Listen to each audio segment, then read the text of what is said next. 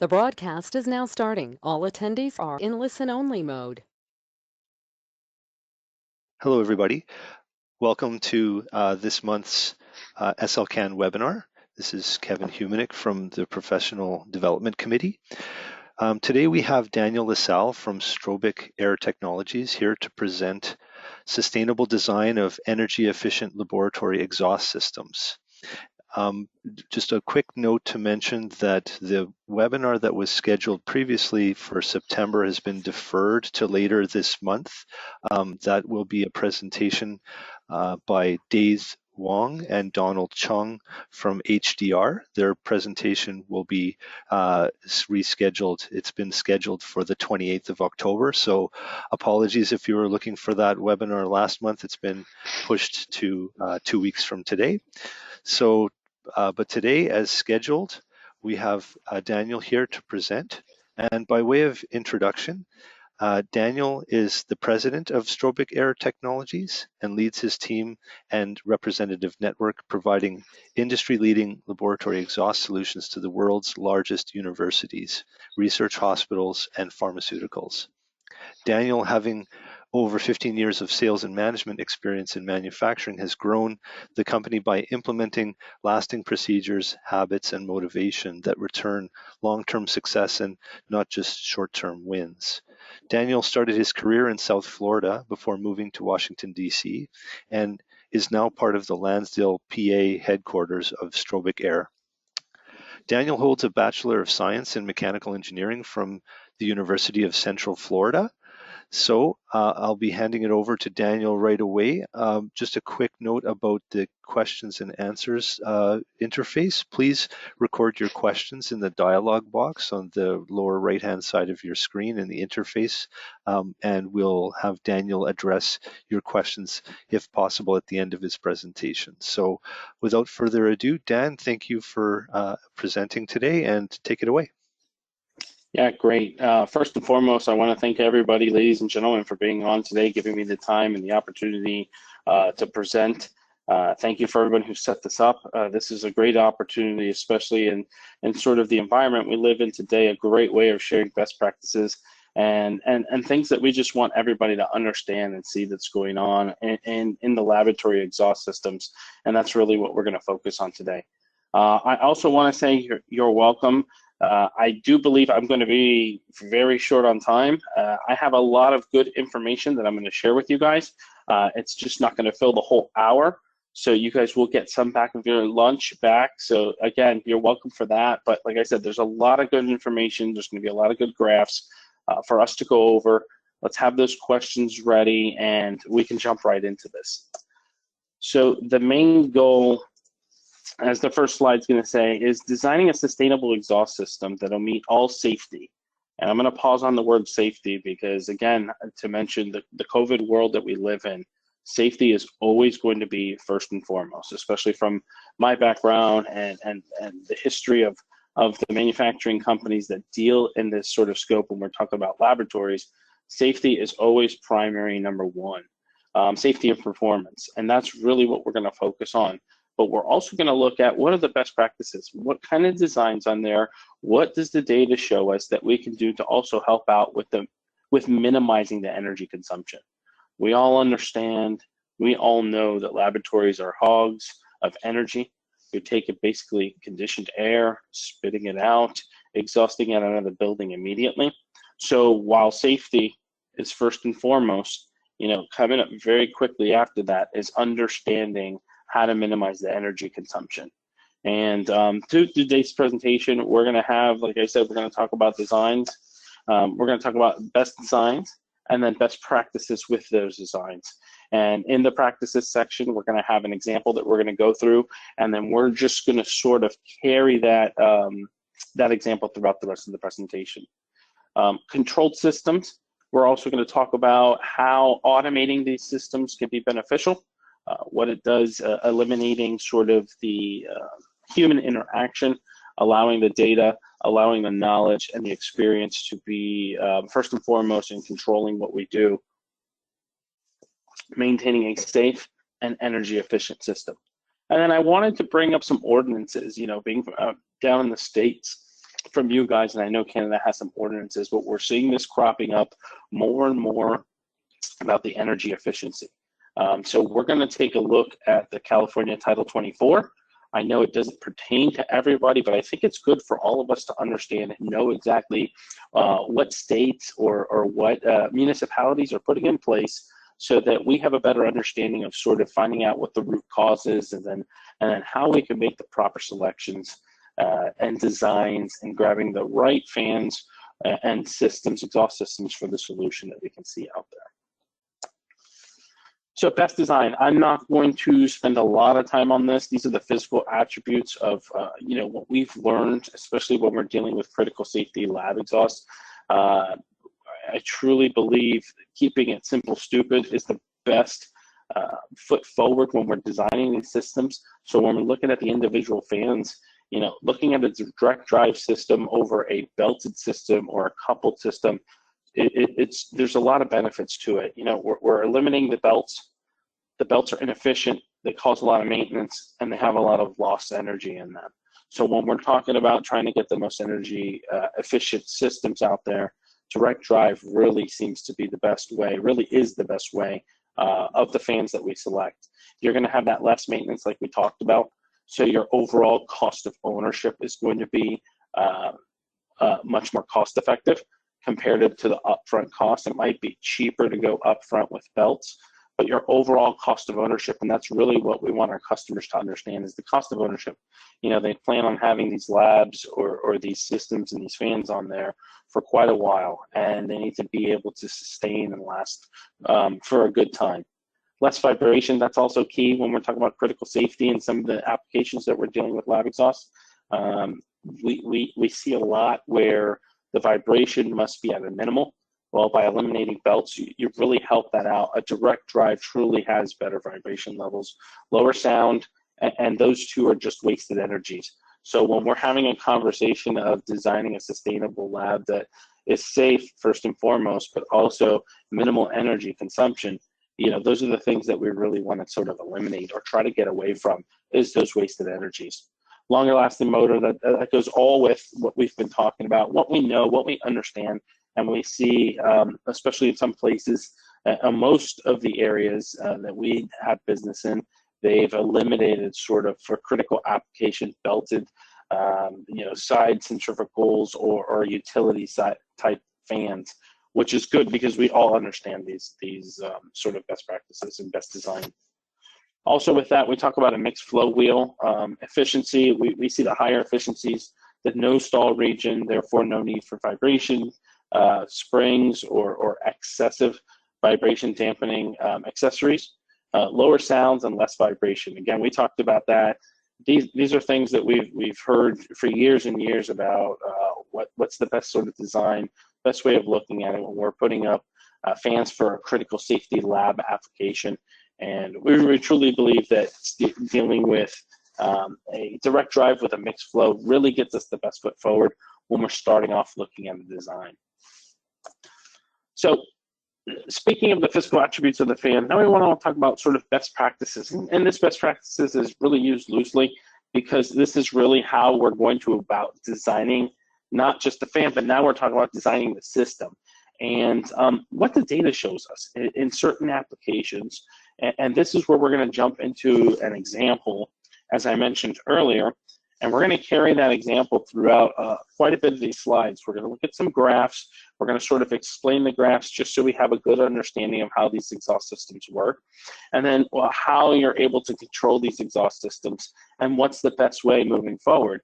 And what we really want to do is we want to have an open mind of seeing that all systems are not created equal, all systems are different, and when we're designing or when we're putting together selections for these, we want to look at the bigger picture. We want to give the owners and the future owners of these fans and these exhaust systems the best possible solution for them.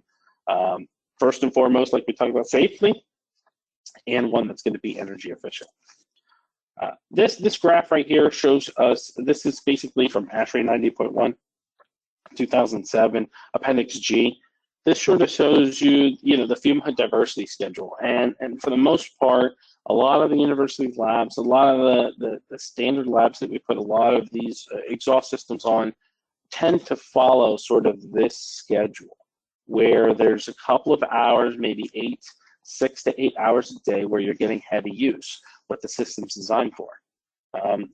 Hopefully you guys can see my mouse. If not, I'll try to describe it a little bit better. But we see with the main hours, we're going to use the exhaust systems almost to its capacity. That's for about 6 hours. For the majority of the time, we're living in the 50 to 70% range.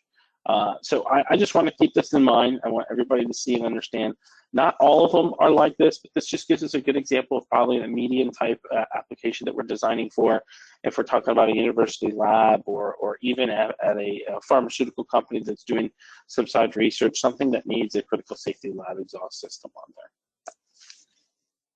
So we're going to jump right into that example that we talked about a little bit earlier. Now, this is a fan curve. This is a typical looking fan curve. You have your flow and then your power. And what we're doing, the example we're going to use is going to be 60,000 CFM at 4 inches of static pressure.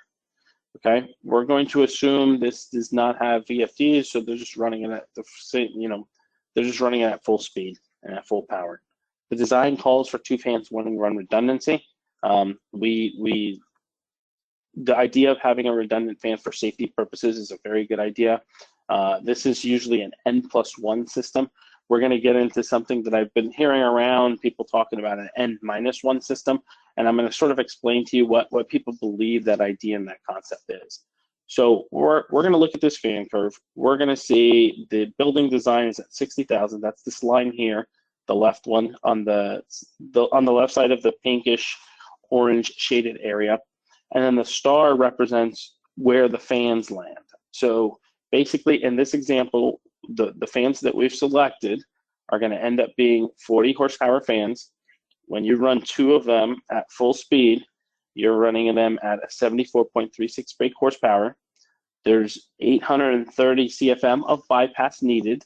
And then on the next slide, we have sort of a visual of this. And I'm getting sort of in the weeds on this just to build up sort of a good foundation for what we're going to continue to talk, because we're going to see different graphs plotting different information, but that it's extremely pertinent. And I'm going to sort of try to meld the two together just so we have a good understanding of it. So I am going to take a little bit of time on these graphs to help explain it. So the pinkish orange shaded area is your bypass area. Now that's basically if you have a system that has 2 fans running at full speed and the building only requires 60,000 CFM, you're going to need 830 more CFM in order for those fans to have the correct amount of flow going through them for them to work properly. And that's just represented here on this graph. As we can see, the 60,830 is where we need to get to land on the fan curve. The orange pinky stuff is the bypass air, and the black line to the left of that is your this is your design. A couple of keynotes that we're looking at here. We are going to really follow ANSI Z 9.1 to the literal note of 3,000 feet per minute, just to simplify things. Not to say that ANSI Z 9.5 allows for an outlet velocity to be different, but in this particular example, we're going to follow that and adhere that every data point that we put out there is going to be above that. That's what we're going to consider safe for all intents and purposes of this presentation. So right now, running the 2 fans with 1 redundant, 1 that's always off at all times, you're running at 60,800 CFM. The system itself complete is at 74.36 brake horsepower with 830 CFM of bypass. So good. Hopefully that gives us a good foundation of what we're going to talk about next, and see the way we can take this system and see if there's a better way of what best practices are out there in order to make this more energy efficient. We're making the assumption that it's completely safe because we're following all the ordinances that are at the municipality level, at the city level, that they've been deemed, and that's what we're going to take as a couple of assumptions as we move forward. This gives us official representation of that system. We have the 2 fans, 3 total fans, because we have that redundancy built in. You have the 2 fans running, the exhaust air coming from the building, that was at 60,000 CFM. And then this particular example shows 2 bypass dampers where we're bringing in 830 extra CFM. So this just gives you a really good understanding of a visual of that, the graph that we just saw. So again, we talked about that. That first step was we have the fans running. This is the old way. This is or sort of the legacy way of having these fans going on, all at 100% speed. You modulate the bypass dampers, make sure you're getting the static pressure inside the building, and then you're being able to exhaust it properly. We're going to look at the same example with the same 3 fans, and we're going to modulate the speed with VFDs. With the advent of the VFDs, and when we look at applications, we strongly recommend having VFDs for all of your systems, just simply to give yourself the diversity of being able to control and pinpoint the performance of these systems. And that's, again, we talked about the 2 keys that we were going to talk about today, is safety first and foremost, and then making these systems as energy efficient as possible. So VFDs are critical to that, and we're going to show you where the savings can come in with the VFDs. But then we're going to look a little step further beyond the VFDs, is having intuitive controls on there, or automating the system, or having a good understanding, or having a good partner that understands the way to automate these correctly by having the proper data, where you can maintain a safe performance, and you can also eliminate a lot of that wasted energy. So that's what we're going to dive into right now. So with that being said, this is sort of the new graphs that we're running a lot of data we want to see and trying to represent some of the problems not problems, but some of the ideas that we're looking at, and trying to visually represent these. And that's what we have here. This is going to be a power versus flow chart.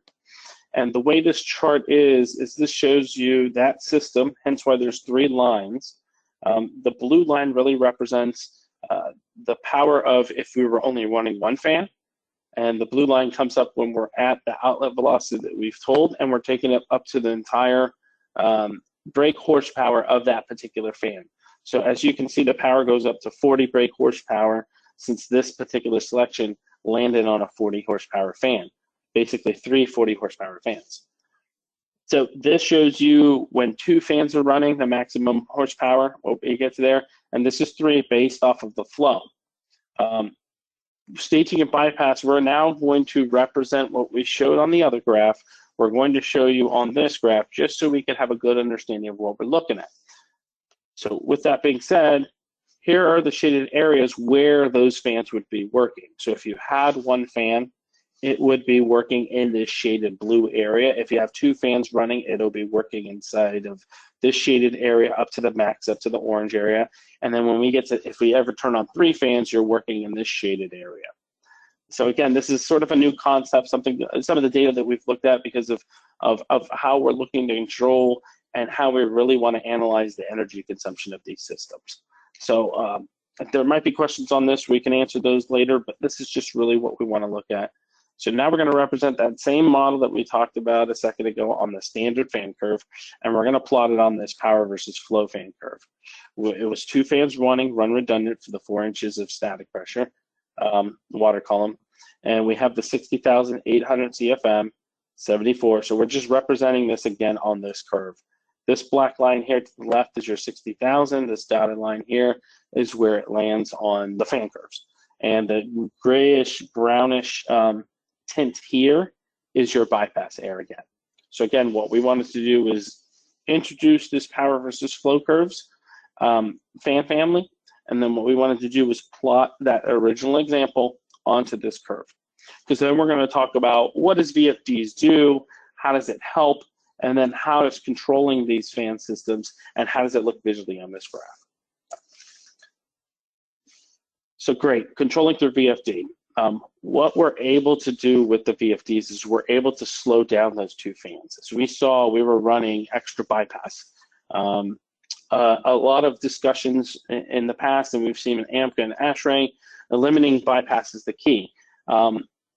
What I hope we can find out today is, and realize from the information and data we're going to put out today, is bypass isn't always bad, but it's a good start to try to eliminate the bypass to start with the initial savings, especially if you don't have a intuitive controls system with it. So eliminating bypass in this particular example, we're going to slow down the fans. We went now from running 100%, we're going to be able to control these with VFDs. We're going to slow them down to 59.6 hertz in this particular example. That then eliminates your bypass. As you can see in this, the upper left-hand chart, there is no more pink area. It's been eliminated. The system is now running on with the fan curve. And that's what the advantage of using a VFD is. You're able to shift that fan curve down, eliminating that bypass, and then we can see right away that there is a savings. So savings meaning you're not operating at the brake horsepower you were before, which is around 74 or 75. You're running now around 73. So immediately putting these systems on a VFD, slowing them down to where the system is balanced with as little bypass as possible, means you're going to gain energy here. So right now we've taken a system that was, our legacy system that was running off staging, 100% speed. We're then putting VFDs on it, we're slowing them down, and we're gaining some savings on the operating cost. So this works really well. This is the representation from the standard graph that we talked about, your regular fan curve, to now your power versus flow, which is just representing it again. We don't have that brownish, grayish little area now. It has been slowed down, and we've eliminated the bypass on that system. So controlling using VFDs. This is a quick little animation on, we've heard of the step where we're putting things on VFDs, and now what we're able to do is get to that point. Now what we see, the way these systems are being controlled and started up and turned on every single time is what this is going to try to represent, and just where it follows those curves and the power consumption that we're going to be taking up. So I'm going to turn this on. As you can see, you start to ramp up the first fan. This is how these systems usually work. You turn it up all the way, you get up to the max frequency or the max horsepower, and then you kick on the second fan. You kick on the second fan, you put that fan full speed, trying to catch it up, and then you sort of bring it back down, slow it back down to its balance, and you get to that point of 60,000 CFM, which lands at the 72.98 at the 59.6 frequency. So again, this is ideal scenario, but this is where we see when we're out on the sites, we're seeing the way systems are being controlled.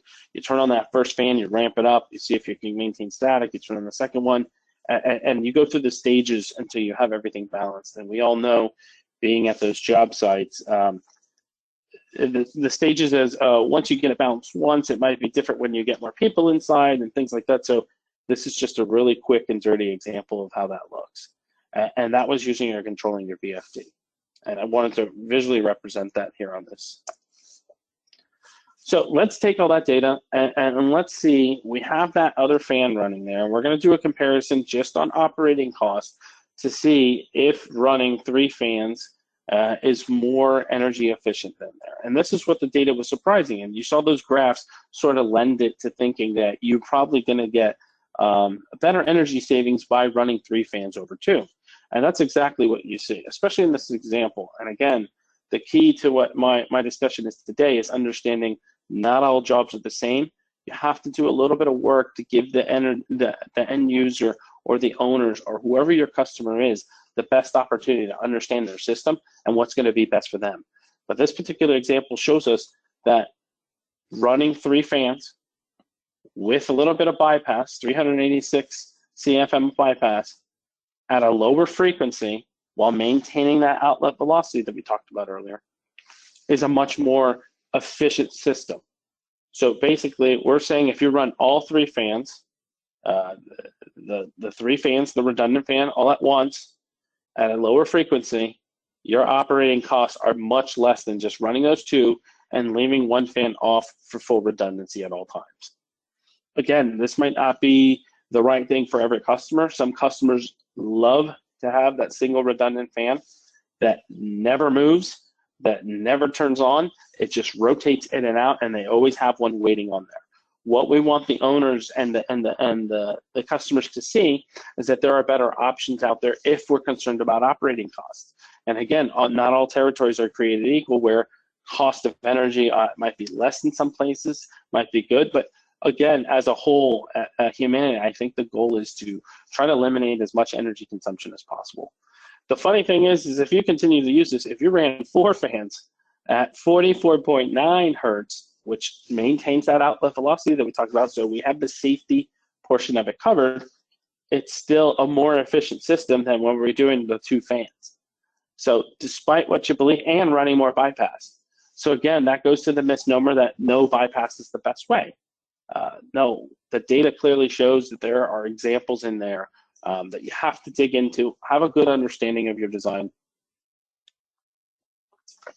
putting out all the information for your customers and our owners and the engineers out there, letting them see there are better design choices or there are better ways of running that. This is part of the best practices, running these 3 fans. So if I had a customer or if I had somebody come to me asking me what they would do with the system, I would tell them to run all 3 fans at a lower speed.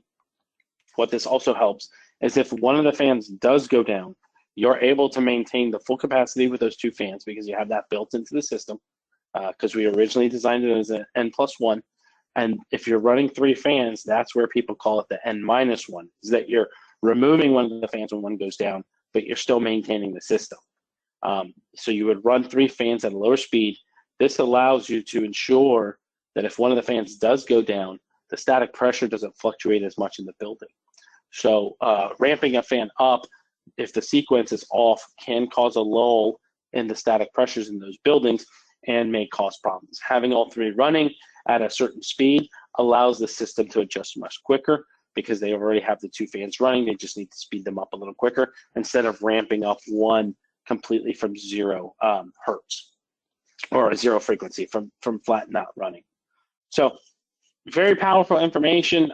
This might not be news to anybody, but for us, when we started looking at the data and understanding this, the first thing that you usually go for could be the best, but we want everybody to understand that grab several selections, try to find diversity, looking at perhaps smaller systems with more fans allow you to do more for a longer time. And that's really what this shows. So with that being said, now we know running 3 fans at a lower speed is much more cost effective, operating cost-wise, over the life of these fan systems, okay? What's a better way of doing it? We saw how controlling with a VFD follows these curves. We truly believe that automating this, if you have the right data plugged into the controls into that sort of automated package, you could really eliminate a lot of the startup energy. You could eliminate a lot of the hunting. You could eliminate the safety precautions. You're trusting the data and the information to do it. So what this graph is going to show you, it's going to show the 3 fans running, and then hence why this area is in this, it's going to be in that gray area that we talked about earlier, at a slower speed, but running all 3 fans. What a good controls package will do for you and the ways of getting to that point. So again, the automation starts, you're ramping up your first fan. With an intuitive controls package, it's going to know exactly what point you're looking for. And it's going to ramp up all 3 fans automatically. It's going to understand that there's a point out there that's the optimal energy consumption point. And that's really what it's going to do. And we get to that 60,386 CFM with all 3 fans running, which we saw in the graph before, at 59.52 for the entire system. What we've noticed here is that we're running these now at 48.4 hertz, the frequency for all 3 fans, and the operating cost of the system has gone down tremendously. I think my next chart is sort of an eye chart, so please don't strain your eyes, but it's going to really show you the cost savings of what we're able to do when you have a diverse system, when you're running more fans than less fans in this particular example that we talked about. That bypass isn't completely wrong or bad. Bypass can be good depending on how you want this system to run. So this is the eye chart. I hope you guys can read it okay. I sort of tried to color code this. Up here is your 2 fans running, and then your lifetime operating costs. There's going to be some assumptions that I made, so I'll go through those, and we're going to spend a little time looking at this, and then your lifetime savings, which is in green. The blue area here is your 3 fans running. For cost of kilowatt per hour, I took the cost, I checked out like the lowest ones that we saw in any region was around 9 cents per kilowatt hour. The average was around 13 cents. The high was about 33 cents. So I took those extremes in the middle and I sort of used the data off of that. When we talked about having a direct drive fan, the life expectancy of the motor, or the L10, is L10 150,000 hours. That just comes from the motor manufacturer. A little tidbit that if you do put it on a belted system, that derates it by a third. So you're talking about only 50,000 hours. So these operating costs will be adjusted if you're looking at a belted system. This is strictly assuming that we're on a direct drive system where your motor's L10 life is going to be foreseen throughout. There is data out there and research done that these systems on a direct drive system with a mixed flow impeller can last close to 219,000. So we're going to use that as the max. We're going to use 150 as the min. Kilowatt hours per system. We did a conversion factor with the brake horsepower to figure out what these systems are running. So over that whole amount of hours, here are your lifetime operating costs. These are for the 2 fans. These are for the average costs and the highest costs and lowest costs. And then when you bring it down here and you review it against the lower fans, where we have the kilowatt hours for these systems of 44.38, you start to see the lifetime operating costs. So when we looked at the max and mins compared to each other, running 2 fans, by running 3 fans, you're saving over the lifetime of these systems $132,000 US. If you're looking at the max lifetime, if the lifetime goes on further, you're saving more. If you're in the average, so again, this is just a chart showing you 3 different segments of costs of energy and then the life expectancy of these. So, you know, when we're talking about hundreds of thousands of dollars saved over 10, 15 years, it's not to sneeze at, especially when you're looking at having accessories. Those accessories then start to pay themselves off within a year to 3 years, which then makes a lot of sense when you're looking at the overall. And this is just operating costs that we're touching on here. How it makes the entire system last longer is another thing, which then gives you greater savings as you go forward. So we're going to now then look at what we want from our intuitive controls and then what we see out there.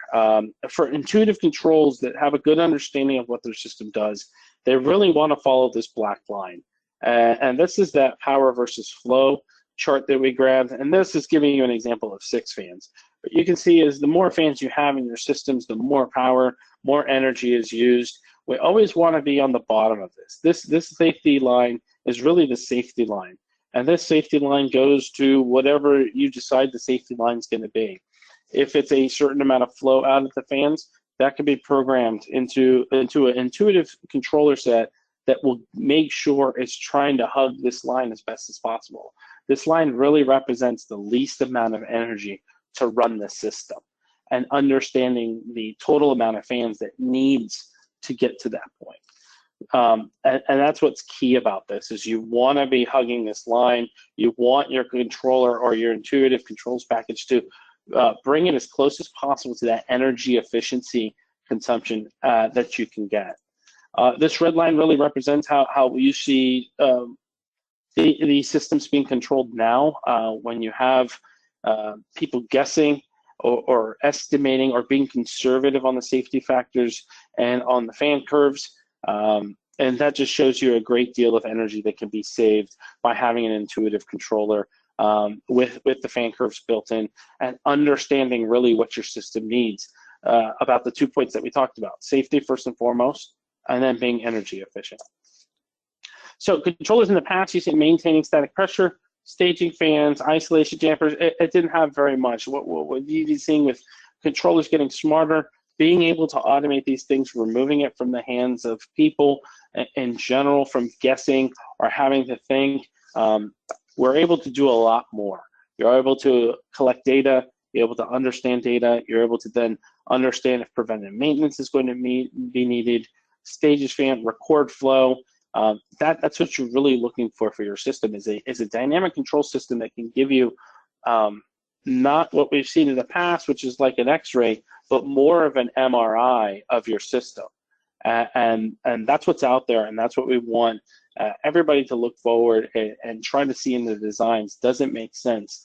Understanding not all jobs are created equal, but how can we be smart and efficient in the way we pass these designs and accessorize these in order to be the best for your customer.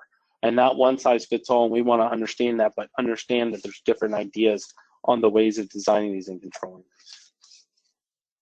So with that being said, I do want to briefly talk about California Title 24. This is just for informational purposes.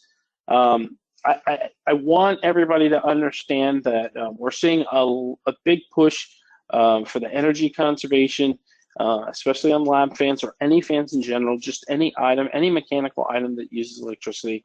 There's a big push of this. California is one of the biggest states that has pushed for this, so they do have some gravitas. People seem to copycat what California does, especially on some of these ordinances.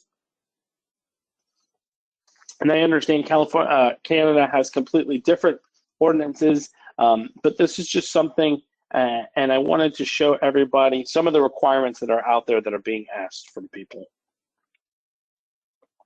So Title 24 for California talks about a fan system power consumption on any laboratory or factory greater than 10,000 CFM. This requirement asks that every fan meet subsection A, and we're going to go into the subsections, at either B, C, or D.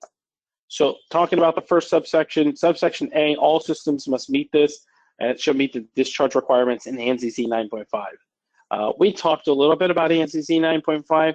ANSI Z 9.5 is really just a guideline for us to make your design safe. What safe is different for every single customer.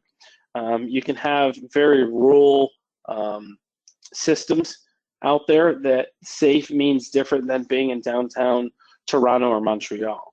So we want to be cognizant of that and understanding that. Now, a lot of people interpret or translate ANSI Z 9.5 as literally meaning the 3,000 feet per minute.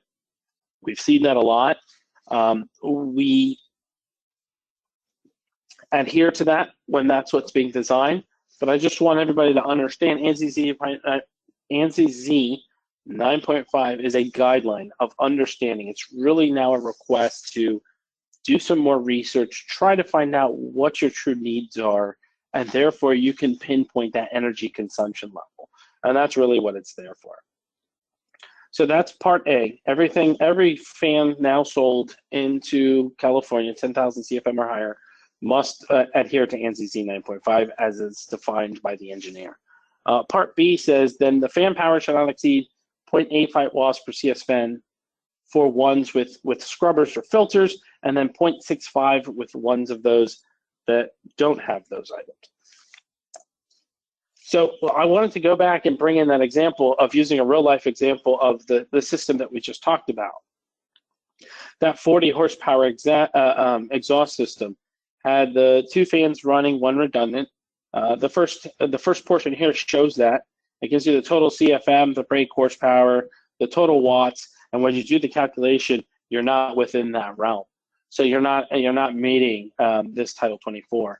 But when you looked at the understanding, the fresh way of looking at this, maybe doing an N-1 system, meaning running all the fans at once, and then if one goes down, it goes away, you do meet that. So it's counterintuitive. It's hard for you to understand, but when you run the data running at more total CFM, 3 fans running, but since you're using less energy of running at more CFM, you are able to meet that criteria. So this is just a good example of understanding the system, doing the data, doing the research to make sure you're making the right selections for that. Also, what they're looking for is the volumetric flow rate at the stack shall be based and measured 5 minutes. This is based off of wind speed. There are accessories out there that can be controlled your systems off of wind speed. And understanding that it can take data if the customer has gotten a wind tunnel study done and lets them know that if the wind's coming from this direction at this speed, you need to be at full speed or lower speed, and it really helps you with the design of your fans. Maybe you can go with smaller fans depending on what the wind tunnel study has given you and what the calibrated local anemometers tell you, and it's all dynamic within that controls package. The other thing that it would have to do is part D, it's measuring contaminant concentrations. So there are companies out there that are now taking samples of the air quality downstream of the fume hoods. What this allows you to do is give a signal whether the system is clean or dirty, and then allow you to adjust the energy consumption of those exhaust systems at that point. So really what it is now looking at, let's look at these systems as a whole and understanding exactly what's going on so that we could pinpoint and minimize the amount of energy consumption. And again, that's just the way things, we really feel that that's the smartest way moving forward for all of these systems in the future. So again, I promised you guys a short and sweet presentation. It looks like I'm 5 minutes from 45 minutes, so let's get 40 minutes on there. There's my email address if you don't have any questions right now, but if something comes up later. I also have the representatives that Strobic Air has in Canada and in the different territories. So if you want to reach out to your local rep, ask them any questions, any thoughts on that, here's their information. And I will pass it back over to Kev. And if we have any questions, we can go over that now. Thank you, Dan. That was a great presentation. Certainly, if people have questions, please submit them in the questions dialog box as mentioned. At this point, we don't have any questions so far. So if you will give everybody maybe a moment or two, if you have any questions for Dan, certainly we can relay them through the questions dialog box. Dan, thank you for the presentation. It was really straightforward, and you guided us through some highly technical information really smoothly. So appreciate the guidance and the information. Yeah, no problem at all. Thank you for having me again. Yeah, we've got time, so if some questions come in, we can go ahead and answer them. And like I said, there's the email address is on there. If you have any other questions that come up later, please feel free to reach out to everybody on the screen. Great. We do have a question or two now coming in. So one of the questions is, with the fans with VFDs, what was the minimum outlet velocity that you were maintaining? So what we did was we assumed it was the 3,000 feet per minute. 3,000 feet per minute, great. Another question here. What do you see for typical minimum run speeds for fans that are not being controlled on wind direction, etc.? Again, it really depends. It depends on whether they are collecting samples in the airstream. We've seen them go down very low, where 2,000, 1,000 feet per minute outlet velocities. We've seen them go as high as 5,000 outlet velocities, just depending on where you are. And what research and data you're collecting. It's a huge variance depending on location, ordinances, sound levels could also be involved in these things. So there's a lot that's involved. So it's not one size fits all. It's more of understanding the application and the customer. Okay, great. Thanks, Dan. There's a question here from somebody who joined a little bit late, but just a question if whether you addressed how to engage the controls groups for control sequences and sensors that allow for intelligent or dynamic control. And apologies if it wasn't already discussed. Yeah, no problem at all. Again, if the more parties you bring in, the more support you want to give, but it's a little bit more difficult. If you do have a control package, one control package is coming from everything, it's a little bit easier to control as there's partnerships out there that are happening that can bring in wind sensors, that can bring in the air monitoring, that can bring in the flow sensors and control it all based off of that with the fan curves. One thing that fan companies will not give usually to controls partners such as JCI or Siemens is usually the fan curve data. So there is a little bit of conservativeness on the fan curve data for some of those companies, that it's just not as efficient as if you were to buy a package directly from the manufacturer. In my opinion, that's the way we've seen it out there. I hope that answers the question. Okay, thanks, Dan. There's one more question here. Do you see much difference in capital costs between the 2 and the 3 fan systems? So that's the great thing about that. I guess I didn't make the example wasn't very clear. The engineer designed the system with 3 fans from the very beginning, simply because they wanted the redundancy on there. So the customer was going to buy 3 fans anyways. What we've seen is then telling customers is you have that 3rd fan, which is your N+1, that redundant fan sitting there.